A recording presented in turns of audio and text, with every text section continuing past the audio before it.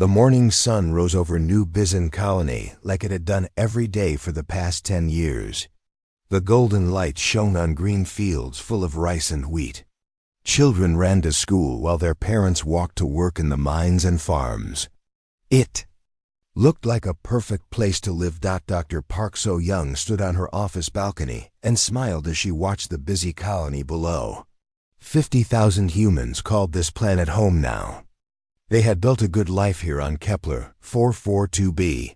The air was clean, the soil was rich, and there were no wars or fights. Another peaceful day, she said to herself as she drank her morning coffee. Dr. Park was the chief colonial administrator. It was her job to make sure everyone in New Bizen was safe and happy. She was good at her job because she cared about people. The colonists trusted her and knew she would always help them. The colony had everything people needed. There were schools for children, hospitals for the sick, and farms that grew enough food to feed 12 other human settlements. The humans even traded with the Velktar, a friendly alien race that looked like big insects, but were very smart and kind. Dr. Park called her assistant as he rushed into the office. "We have a message from Admiral Kim Tae-ho." Dr. Park turned around. "What does the Admiral want?" "He wants to talk to you right away. He says it's important." Dr. Park walked to her communication screen and pressed a button. The face of Admiral Kim Tae-ho appeared on the screen. He was a tall man with gray hair and kind eyes. He had been protecting human colonies for 20 years and was known as a fair and smart leader. "Good morning, Admiral," Dr. Park said. "What can I do for you?" Admiral Kim's face looked worried. "Dr. Park, we have a problem. Our intelligence officer, Lieutenant Commander Lee Dong-wook, has been watching alien communications. He found something that worries us." "What did he find?" "The Krullian Empire is moving ships near human space. They might be planning something." Dr. Park felt cold suddenly. Everyone in the galaxy knew about the Krullians. They were big reptile-like aliens who loved war and fighting. They had already taken over 3 other alien races in the past 5 years. The Krullians were strong, mean, and did not care about peace. "Are they coming here?" Dr. Park asked. "We don't know yet.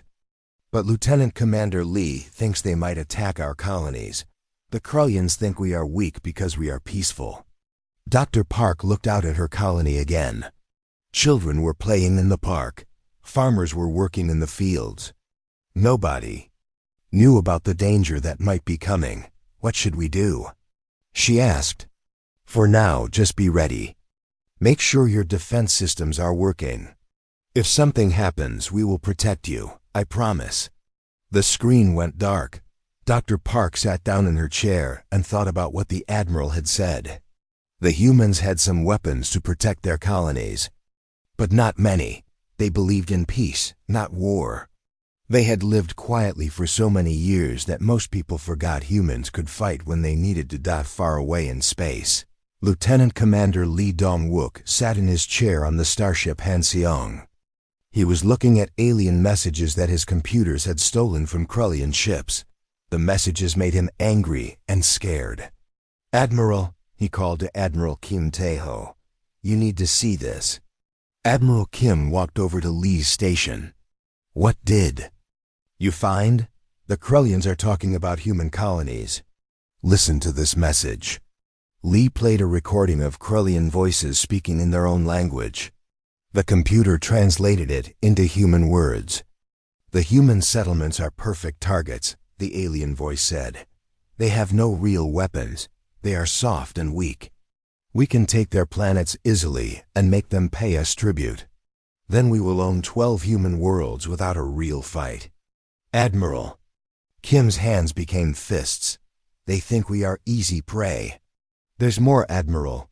They are sending 12 battlecruisers to the New Bizen system. War leader Grexmore is leading them. He's known for being cruel and impatient. When will they arrive?" "In 2 days." Admiral Kim walked to the bridge of his ship and looked out at the stars. He had spent his whole career trying to keep peace. between humans and aliens. He believed that talking was better than fighting, but sometimes talking was not enough. "Send a message to Earth," he ordered. "Tell them the Krellians are moving against our colonies. Ask for instructions." "Yes, Admiral." On the planet below, Captain Choi Min-ho was training with his special soldiers. They called themselves the Silent Dragons. They were the best fighters in the human military, but most people did not know they existed. The government kept them secret so other aliens would think humans were peaceful. Captain Choi was a small man, but he was very fast and smart. His soldiers could fight in space or on planets. They could use any weapon and speak many alien languages. They had been training for years, waiting for the day when humans might need them. "Captain," one of his soldiers said, "we just got orders from Admiral Kim. We might have a mission soon." "What kind of mission?" "The Krellians might attack New Bizin. We need to be ready to fight." Captain Choi nodded. He had hoped this day would never come, but he had always known it might. Humans were peaceful, but they were not helpless. If someone hurt innocent people, the dragons would wake up. Back in her office, Dr. Park was talking to the colony's defense coordinator, Major Kang Soo-jin. Major Kang was a strong woman who had been a soldier before she came to New Bizin. She was in charge of the colony's small military force. "How many weapons do we have?" Dr. Park asked. "Not many," Major Kang said honestly. "We have some plasma cannons and shield generators. We can protect the colony for a while, but not against a whole Krellian fleet." "How long would it take to evacuate everyone?" 50,000 people? "At least 12 hours if we use all our transport ships." Dr. Park felt scared. If the Krellians came and wanted to fight, there might not be enough time to save everyone. "Dr. Park," Major Kang said softly, "there's something you should know. The colony isn't as defenseless as it looks." "What do you mean?" "Some of our buildings have hidden purposes. That communications center, it's also a military listening post. Those mining tunnels, some of them are really bunkers with weapons inside. And some of our farmers and miners are actually soldiers." Dr. Park stared at her. "I didn't know. It was classified. Earth wanted our colonies to look peaceful, but they also wanted them to be able to defend themselves if needed." As the day ended, Dr. Park walked through her colony again. Everything looked the same as always. Children were eating dinner with their families. Adults were talking about their work and their dreams. But now she knew that danger was coming toward them through the darkness of space. She thought about a message that had been sent to all human colonies many years ago. It said that if anyone ever attacked innocent humans, they would learn why humans were once called the most dangerous species on their home planet. Dr. Park had never understood what that message meant. Soon, she would learn. 2 days later, the Krellian warships arrived at New Bizin. They came out of faster-than-light travel like angry metal beasts. 12 massive battle cruisers, each one bigger than the entire human colony below. Dr. Park So-young was in her office when the alarms started ringing. Her assistant ran in, his face white with fear. "Dr. Park, alien ships, 12 of them. They're huge." Dr. Park ran to her window and looked up at the sky. She could see the dark shapes of the Krellian ships blocking out the sun. They looked like giant metal sharks ready to attack. "Get me Admiral Kim on the radio," she ordered, "and tell Major Kang to prepare our defenses." On the biggest Krellian ship, War Leader Grexmore sat on his command throne. He was a huge reptile, almost 3 meters tall, with sharp teeth and cold yellow eyes. His skin was a dark green and covered with scars from many battles. He had killed thousands of enemies and destroyed dozens of planets. Grexmore looked at the human colony below and laughed. "Look at this pathetic little settlement. These humans think they can live here without paying tribute to the Krellian Empire. They will learn better today." War leader, one of his officers said. Should we contact them first? Yes, I want to. See the fear in their eyes when they realize they cannot escape. The communication screen in Dr. Park's office lit up. The terrible face of War Leader Grexmore appeared, and Dr. Park felt cold fear run through her body. The alien's eyes were full of cruelty and hatred. Human female, Grexmore said in broken human language. I am War Leader Grexmore of the Krullian Empire. This planet now belongs to us. You will surrender immediately. Dr. Park tried to stay calm. War Leader, we are a peaceful colony. We have done nothing wrong. We want no fight with your people. Grexmore's laugh was like the sound of breaking glass. Peaceful? That makes you weak. Weak species must serve strong species. That is the law of the galaxy. We can talk about this, Dr. Park said. Maybe we can find a solution that works for everyone. There is no talk. There's only surrender. You have 6 hours to evacuate this planet completely. After that, we will destroy everything. 6 hours? That's impossible. We have 50,000 people here. We need at least 12 hours to get everyone to safety. 6 hours, Grexmore repeated. If any humans remain after that time, they will die. We will use this colony as an example to other human settlements.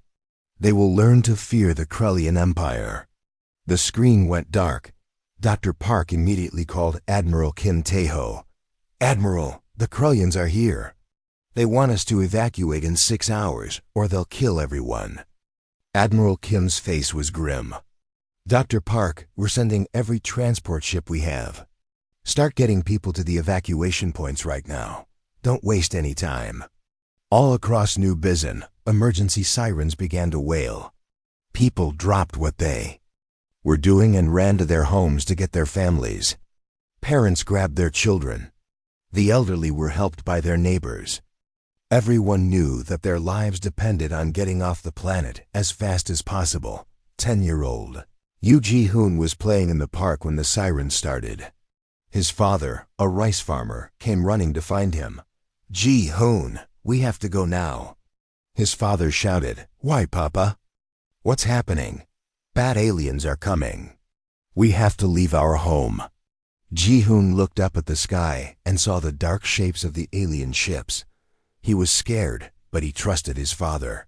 They ran home to get his mother and little sister, Major Kang. Su-jin was working frantically to organize the evacuation. She had transport ships landing at every possible location. People were carrying small bags with their most important possessions. Many were crying as they left the homes they had built with their own hands. How many people have we gotten out? Dr. Park asked. 20,000 so far, Major Kang replied. But we're running out of time. On his ship, War Leader Grexmore was getting impatient. He had expected the humans to beg for mercy or try to fight. Instead, they were just trying to run away like scared animals. War Leader, his weapons officer said. The humans are evacuating. Should we let them finish? No, Grexmore snarled.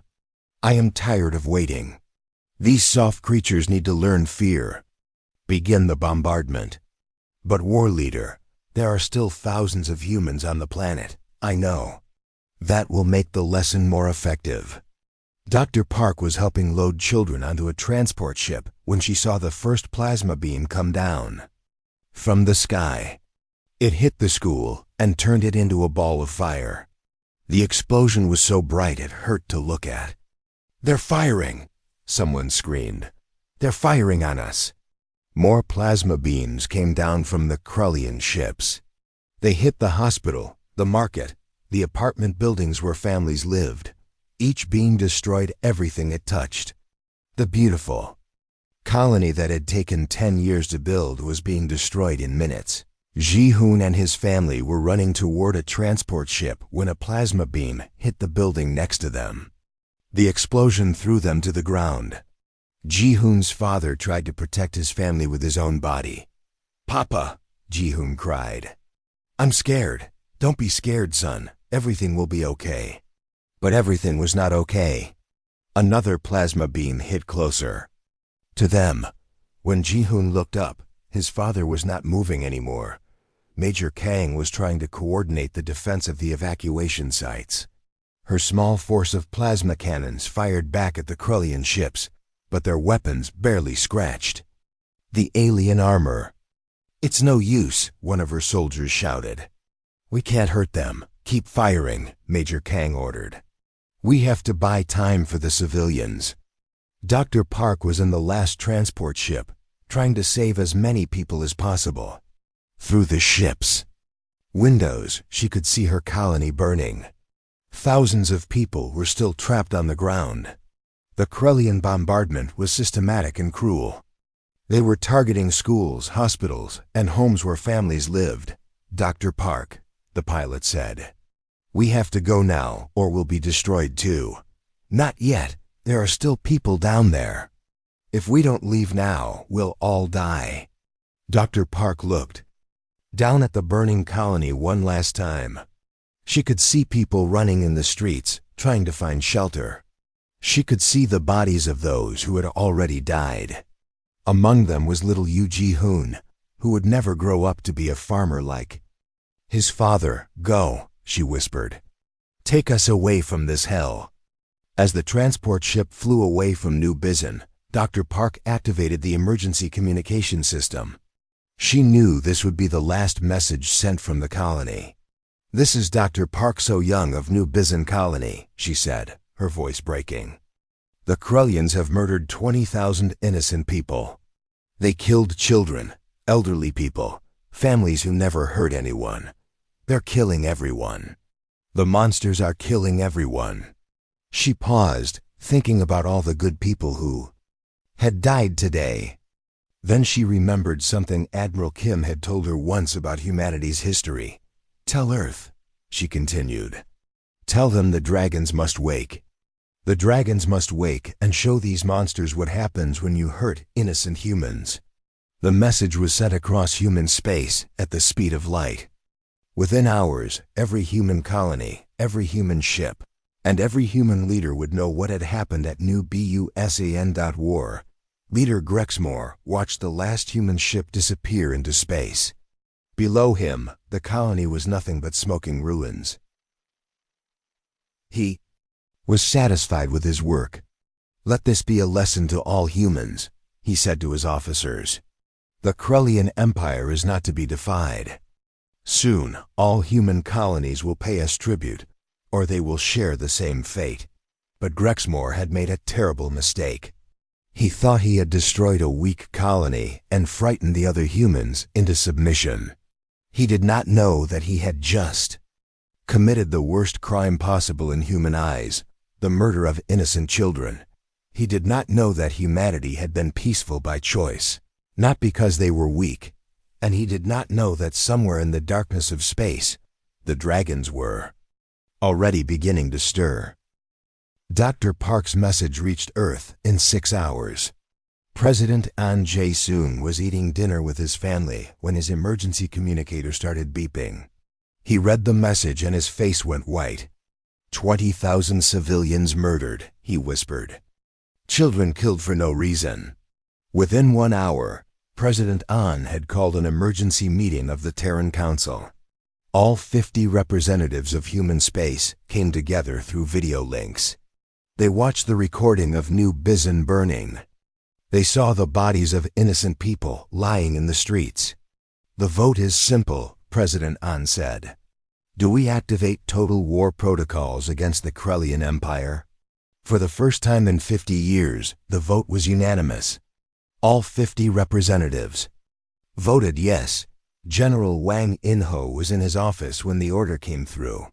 He had been waiting for this day for 20 years. He picked up a red phone that had never been used before. "This is General Huang," he said. "Activate Sleeping Dragon protocols. Authorization code, Thunderstorm 77. Across human space, things began to change. On planets that looked like peaceful farming worlds, hidden doors opened in the ground. Massive military bases that had been built in secret started coming online. Space stations that everyone thought were for research began showing their true purpose. They were weapons factories. On Earth's moon, an entire fleet of warships that had been hidden in underground hangars began launching into space. These ships had names like Fury of Earth, Vengeance, No Mercy, and Justice for the Innocent. Admiral Kim Tae-ho stood on the bridge of his flagship as 200 new ships joined his small fleet. His peaceful exploration ships were now surrounded by the most advanced war machines humanity had ever built. Admiral, Lieutenant Commander Lee Dong-wook said, "We're receiving a message from Earth, new orders." Admiral Kim read the orders and smiled grimly. "Signal all ships. We are no longer a peaceful exploration fleet. We are now the Terran War Fleet. Our mission: destroy the Krellian Empire completely." Captain Choi Min-ho was training his silent dragons when the call came. His unit of 50 special soldiers was being expanded to 500. The best fighters from across human space were being brought to join them. "Listen carefully," Captain Choi told his new soldiers. "The Krellians killed 20,000 innocent humans. They killed children. They killed people who never hurt anyone. We are going to make them pay for every single death." Meanwhile, Commander Lim Hai-jin was preparing for the most dangerous mission of her life. Her stealth ship Gyeongbok was completely invisible to alien sensors. She would take it deep into Krellian space to find their military bases. "How close can you get us to their home world?" Captain Choi asked her. "Close enough to count the scales on their ugly faces," Commander Lim replied.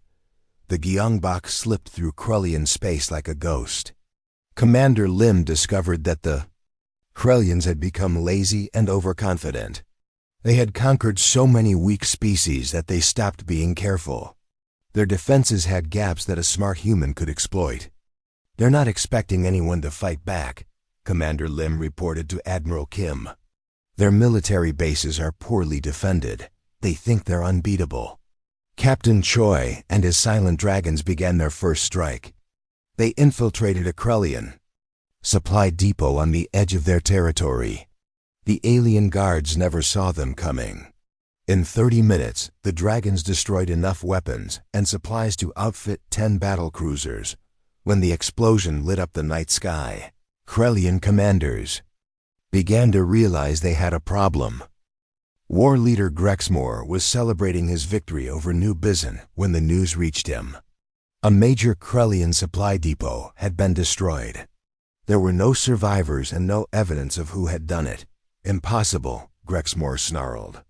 "No one dares attack the Krellian Empire." But more attacks came. Silent Dragon's teams struck at military bases, weapons factories, and communication centers. They moved like shadows in the night, destroying everything and disappearing before help could arrive. Emperor Krexlan, the supreme ruler of the Krellian Empire, was not pleased. He called war leader Grexmore to his throne room. "You told me the humans were weak," Emperor Krexlan said. His voice was cold and dangerous. "You said they would surrender after we destroyed one colony. They are weak, my emperor. These attacks must be the work of some other species. Then why are all our intelligence reports saying that hundreds of human warships are moving toward our territory?" Grexmore felt cold fear in his stomach. "Hundreds of ships? That's impossible. The humans only have exploration vessels. Find out what's happening. If you have awakened a sleeping enemy, you will answer to me personally." Fleet Admiral Song Hae-rin commanded the largest human war fleet ever assembled. She was a small woman with steel-gray hair and eyes like ice. She had spent 30 years studying alien military tactics, preparing for this day. "Admiral," her tactical officer reported, "we found a Krellian battle group.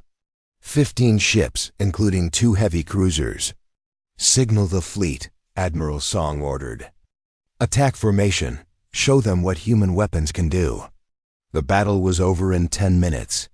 Human ships used quantum torpedoes that could pass through Krellian shields. United attack drones swarmed over the alien vessels like angry hornets. When the smoke cleared, all 15 Krellian ships were destroyed. The humans had lost nothing. News of the battle spread through the galaxy like wildfire. The peaceful humans had revealed themselves to be the most dangerous military force anyone had ever seen. Colonel Nam Wu Bin led the Dragon Corps Marines in their first planetary assault. The Krellians had enslaved a species called the Thyler. On a jungle world, Colonel Nam's Marines arrived in powered armor that made them look like metal demons. "Free the prisoners," Colonel Nam ordered. "Kill any Krellian who resists." The Krellian guards tried to fight, but their weapons could barely scratch the human armor. The Dragon Corps Marines moved through the prison camps like unstoppable machines, freeing the Thyler slaves and capturing the Krellian commanders. "Why are you helping us?" asked Veltar, leader of the freed Thyler. "We are not your people." "Because slavery is wrong," Colonel Nam replied. "And because anyone who fights the Krellians is our friend." The Thyler joined the human war effort, along with 2 other species that had been enslaved by the Krellians. Suddenly, the Krellian Empire found itself fighting a war on multiple fronts. Captain Choi Minho led the most daring raid of the war. His target was the orbital defense platforms protecting the Krellian homeworld. If he could destroy them, the planet would be defenseless. "Remember," Captain Choi told his dragons as they approached the massive space stations, "these platforms defended the planet while innocent humans were being murdered. Show them no mercy." The dragons used stealth suits to board the platforms without being detected. They planted explosive charges in the power cores and reactor chambers.